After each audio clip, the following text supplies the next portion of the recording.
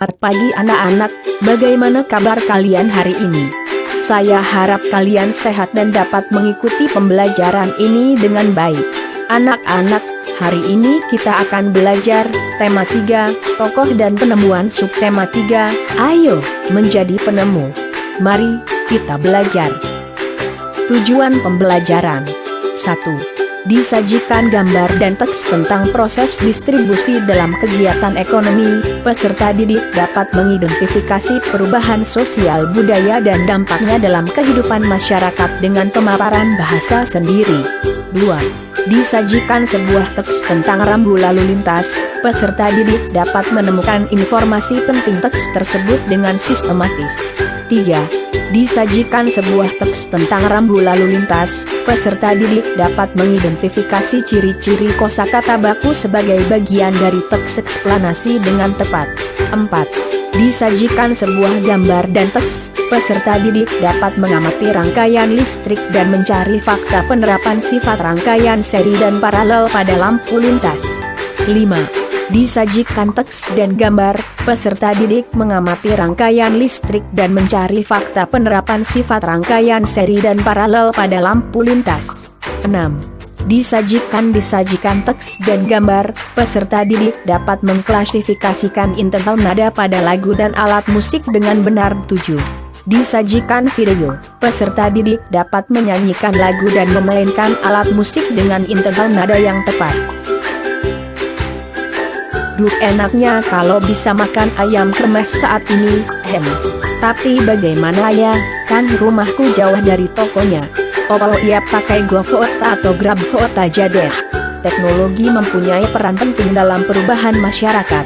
Kemajuan teknologi membawa perubahan pada berbagai bidang kehidupan. Salah satunya adalah perubahan dalam bidang ekonomi. Saat ini kegiatan ekonomi yaitu produksi dan distribusi sudah menggunakan teknologi yang maju. Penggunaan teknologi memudahkan manusia dalam melakukan kegiatan ekonomi sehingga kebutuhan dapat terpenuhi dengan cepat. Amati proses distribusi dalam kegiatan ekonomi berikut ini. Proses distribusi dimulai dari produksi barang di pabrik, kemudian disalurkan menggunakan angkutan darat maupun udara. Barang-barang produksi ditempatkan di suatu gudang kemudian disalurkan oleh distributor ke toko-toko. Dari toko-toko para pedagang eceran membeli barang tersebut dan menjualnya kepada konsumen. 1. Bagaimana pengaruh alat transportasi modern terhadap penyebaran barang-barang hasil produksi pertanian, perikanan, dan industri? Berikan beberapa contohnya. 2. Apa yang akan terjadi pada kehidupan masyarakat jika tidak terdapat beragam alat transportasi modern seperti pesawat terbang, kapal laut, kereta api, dan truk kargo? Perhatikan diagram berikut ini. Beragam hasil produksi, bahan makanan, perangkat elektronik, pakaian, obat-obatan, bahan bangunan, kendaraan, ada alat transportasi. Kehidupan masyarakat. 1. Distribusi barang-barang kebutuhan merata. 2. Harga barang tetap stabil. 3. Menjaga dan meningkatkan ekonomi masyarakat pada suatu wilayah. 4. Mendukung pembangunan. 5. Mendukung pemerataan kesehatan. Tidak ada alat transportasi. Kehidupan masyarakat. 1. Distribusi barang-barang kebutuhan tidak merata. 2. Harga barang mahal. 3. Ekonomi masyarakat tidak stabil. 4. Menghambat pembangunan. 5. Kesehatan tidak merata antar suatu wilayah. Teknologi, penemuan baru, seringkali membawa dampak yang besar bagi masyarakat. Dampak tersebut bisa berupa dampak positif atau negatif. Dampak penemuan teknologi dalam masyarakat. 1. Penggunaan traktor dalam pertanian. Dampak positif. Meningkatnya hasil produksi. Cara bertani semakin mudah. Pembajakan sawah jadi lebih cepat. Tidak perlu banyak tenaga.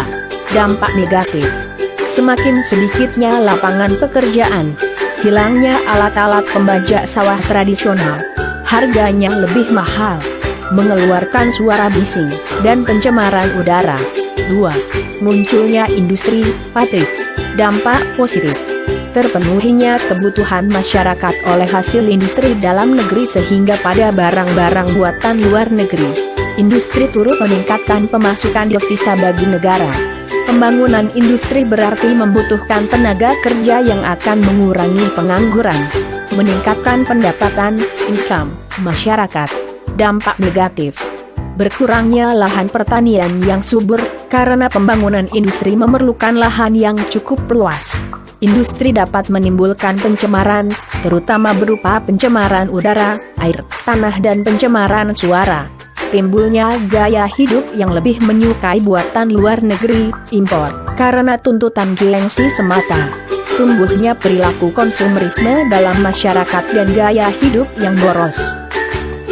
Teknologi, penemuan baru, seringkali membawa dampak yang besar bagi masyarakat.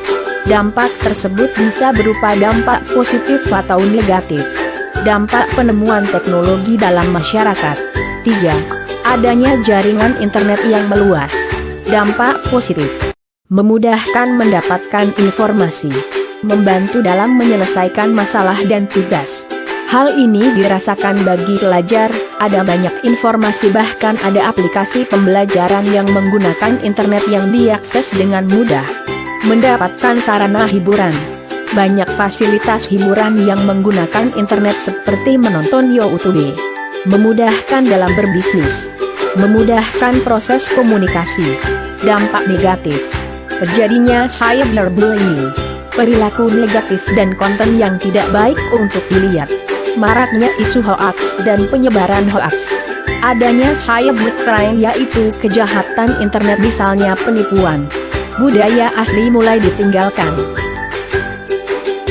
Teknologi, penemuan baru, seringkali membawa dampak yang besar bagi masyarakat. Dampak tersebut bisa berupa dampak positif atau negatif. Dampak penemuan teknologi dalam masyarakat. 4. Kemajuan sarana komunikasi, adanya HP. Dampak positif. Memudahkan kita dalam komunikasi jarak jauh. Hemat biaya. Berfungsi untuk saling bertukar informasi. Sarana bertransaksi dalam dunia bisnis. Dampak negatif. Banyak terjadinya kasus penipuan. Menyita waktu belajar kita, karena terlalu asik saat bermain handphone. Sinar layar handphone yang kita punya dapat menyebabkan kerusakan pada mata apabila skala cahaya terlalu terang dan dipakai terus-menerus. 5. Kemajuan sarana transportasi. Dampak positif. Tingkat kenyamanan saat berkendara semakin tinggi. Waktu yang dibutuhkan untuk mencapai tujuan semakin cepat. Ilmu pengetahuan dan teknologi semakin mudah diperoleh. Mempermudah akses untuk memenuhi kebutuhan. Dampak negatif. Menyebabkan polusi udara. Menimbulkan perilaku konsumtif karena suka berpergian. Membuat ketergantungan dan malas untuk melakukan aktivitas yang mengeluarkan tenaga. Menyebabkan kemacetan di jalan raya. Dampak positif teknologi terutama transportasi memang memberikan pengaruh yang sangat besar bagi kehidupan masyarakat. Tetapi semakin banyaknya transportasi membuat arus jalan makin padat dan macet. Untung aja ada lampu lalu lintas sehingga walau padat dan macet masih tetap tertib dan teratur. Siapa ya yang berjasa menemukan lampu lalu lintas sehingga kita bisa memanfaatkannya sampai sekarang dengan baik? Bacalah teks berikut dengan cermat. Rambu lalu lintas. Lampu lalu lintas atau signal lalu lintas hampir selalu ditemukan di persimpangan besar di kota-kota di seluruh dunia.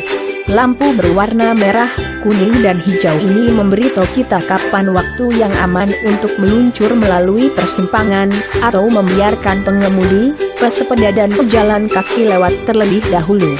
Tanpa lampu lalu lintas, kondisi di persimpangan pasti akan macet dan semeraut. Tapi, siapakah orang yang berjasa menemukan lampu lalu lintas? Ia adalah Gareth Augustus Morgan, seorang warga Amerika berkulit hitam yang peduli dengan keselamatan orang lain. Morgan terpanggil untuk menciptakan sistem lampu lalu lintas setelah melihat terjadinya kecelakaan antara mobil dengan kereta kuda.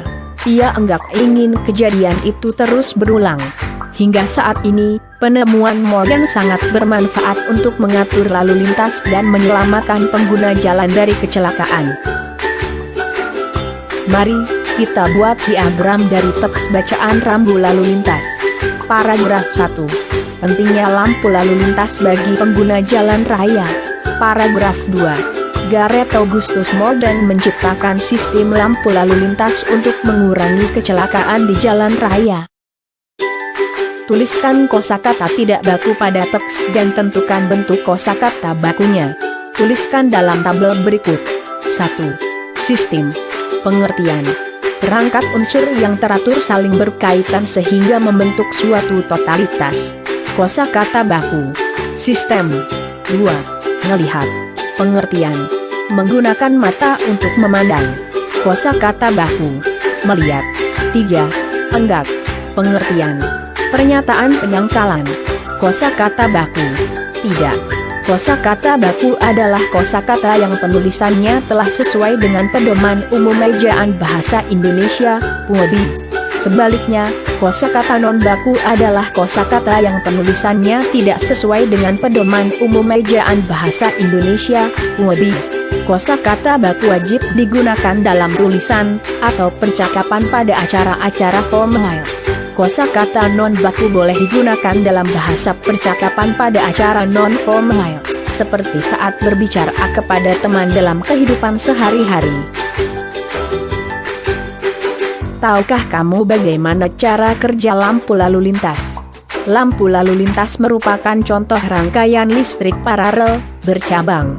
Ingat kembali rangkaian listrik seri dan paralel di pembelajaran sebelumnya. Ciri khas rangkaian seri. 1. Hanya memiliki satu aliran listrik saja. 2. Membutuhkan sedikit komponen listrik sehingga biaya yang dibutuhkan untuk membuat rangkaian seri lebih sedikit. 3. Cahaya lampu yang dihasilkan lebih redup. 4. Jika salah satu alat listrik dilepaskan dari rangkaian yang membuat kabel terpisah, akan mengakibatkan alat listrik lainnya padam. Ciri khas rangkaian paralel. 1. Memiliki lebih dari satu aliran listrik. 2. Membutuhkan banyak komponen listrik sehingga biaya yang dibutuhkan untuk membuat rangkaian paralel lebih besar. 3. Cahaya lampu yang dihasilkan lebih terang. 4. Jika salah satu aliran listrik diputus, maka tidak akan berdampak pada arus listrik di cabang yang lain sehingga alat listrik lain tetap menyala. Persamaan antara rangkaian seri dan paralel. 1. Daya dan arus listrik yang dibutuhkan dari kedua jenis rangkaian sama besar. 2. Kedua jenis rangkaian dapat digunakan secara bersama-sama. 3. Kedua jenis rangkaian memiliki kesamaan hambatan. Hambatan listrik artinya kemampuan benda untuk menahan aliran listrik.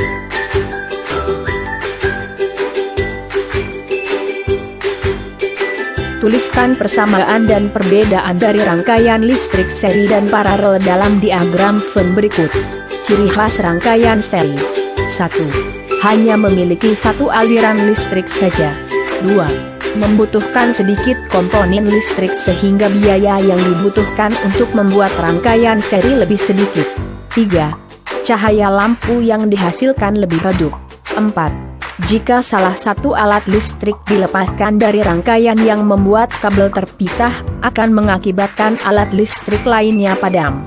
Ciri khas rangkaian paralel. 1. Memiliki lebih dari satu aliran listrik. 2. Membutuhkan banyak komponen listrik sehingga biaya yang dibutuhkan untuk membuat rangkaian paralel lebih besar. 3. Cahaya lampu yang dihasilkan lebih terang. 4. Jika salah satu aliran listrik diputus, maka tidak akan berdampak pada arus listrik di cabang yang lain sehingga alat listrik lain tetap menyala. Persamaan antara rangkaian seri dan paralel. 1. Daya dan arus listrik yang dibutuhkan dari kedua jenis rangkaian sama besar. 2. Kedua jenis rangkaian dapat digunakan secara bersama-sama. 3. Kedua jenis rangkaian memiliki kesamaan hambatan. Hambatan listrik artinya kemampuan benda untuk menahan aliran listrik. Rangkaian listrik campuran. Rangkaian listrik campuran. Rangkaian listrik campuran. Rangkaian listrik seri dan paralel dapat digabung membentuk rangkaian listrik campuran. Contoh rangkaian listrik campuran. Lampu L1, L2, dan L3 dipasang secara seri. Selain itu, rangkaian L1, L2, dan L3 dipasang secara paralel dengan lampu L4 dan L5. Jika lampu L1 padam, lampu L2 dan L3 akan ikut padam, karena aliran listrik tidak bisa melewati lampu L2 dan L3. Akan tetapi, lampu L4 dan L5 akan tetap menyala karena aliran listrik dapat melewati percabangan yang lain.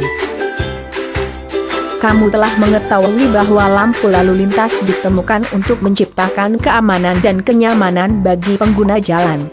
Selain lampu lalu lintas, masih banyak lagi rambu-rambu lainnya yang mempunyai tujuan masing-masing. Setiap warga negara mempunyai kewajiban untuk mematuhi rambu-rambu lalu lintas tersebut agar hak orang lain untuk mendapatkan keamanan dan kenyamanan terjamin. Berdasarkan pengalamanmu, tulislah contoh sikap warga yang sudah menunaikan kewajiban sebagai warga yang baik di jalan raya. Berikan pula contoh pengguna jalan yang tidak melaksanakan kewajibannya. Tulislah pada diagram berikut. Melaksanakan kewajiban. 1. Memiliki surat-surat yang lengkap seperti SIM dan STNK. 2. Memakai helm atau sabuk pengaman saat berkendara. 3. Mengikuti rambu lalu lintas. 4. Berkendara pada lajur jalan yang telah ditentukan. 5. Berkendara dengan kecepatan standar. Tidak melaksanakan kewajiban. 1. Tidak mau berhenti ketika lampu sedang merah. 2. Berkendara dengan kecepatan sangat tinggi. 3. Berkendara melawan arah. 4. Berkendara tanpa menggunakan helm atau sabuk pengaman. 5. Belum memiliki surat-surat yang lengkap. Berdasarkan pengalamanmu, tulislah contoh sikap warga yang sudah menunaikan kewajiban sebagai warga yang baik di jalan raya. Berikan pula contoh pengguna jalan yang tidak melaksanakan kewajibannya. Tulislah pada diagram berikut. Akibat tidak melaksanakan kewajiban. 1. Dapat ditilang polisi. 2. Mengakibatkan kecelakaan. 3. Mengalami kerugian akibat kendaraan yang rusak. 4. Membahayakan diri sendiri dan orang lain. 5. Melanggar hukum. Berilah pendapatmu tentang kegiatan berikut. Apakah dia sudah melaksanakan hak dan kewajibannya dengan tanggung jawab? Gambar 1. Anak berbonceng 3 menggunakan sepeda motor. Mereka belum melaksanakan hak dan kewajiban karena mereka mengendarai motor bertiga dan melanggar peraturan lalu lintas dan karena mereka belum mencukupi umur untuk menjalankan kendaraan sendiri tanpa pengawasan orang tua. Gambar 2. Anak mencontek saat ulangan di sekolah. Ia belum melaksanakan hak dan kewajiban karena saat ulangan di sekolah ia masih mencontek bukan hasil dari usahanya sendiri. Berilah pendapatmu tentang kegiatan berikut. Apakah dia sudah melaksanakan hak dan kewajibannya dengan tanggung jawab? Gambar 3. Seorang menghidupkan radio dengan suara keras. Ia belum menggunakan hak dengan tanggung jawab, karena ia membunyikan radio dengan keras sehingga mengganggu orang lain untuk belajar. Gambar 4. Anak-anak menyeberang jalan di zebra cross. Mereka sudah menggunakan hak menyeberang di jalan dengan tanggung jawab karena mereka menyeberang di zebra cross. Memahami interval nada pada tangga nada mayor. Interval nada adalah jarak antara nada satu ke nada yang lain, baik jarak nada ke atas ataupun jarak nada ke bawah. Interval nada ada yang bernilai 1 dan 0. Setiap interval dalam tangga nada dengan jarak yang berbeda diberi nama yang berbeda pula. Perhatikan contoh urutan tangga nada diatonis mayor dan interval nada berikut.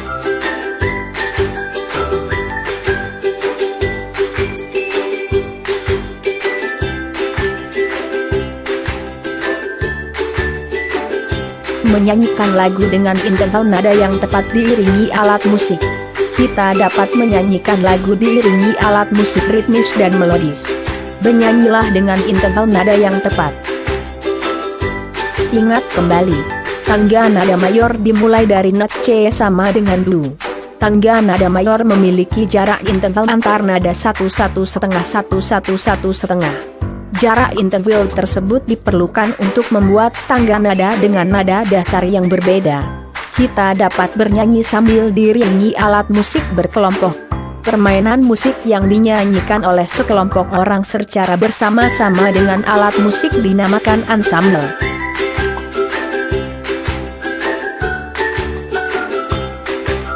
Ingat kembali contoh alat musik ritmis seperti berikut: gendang, triangle, maracas.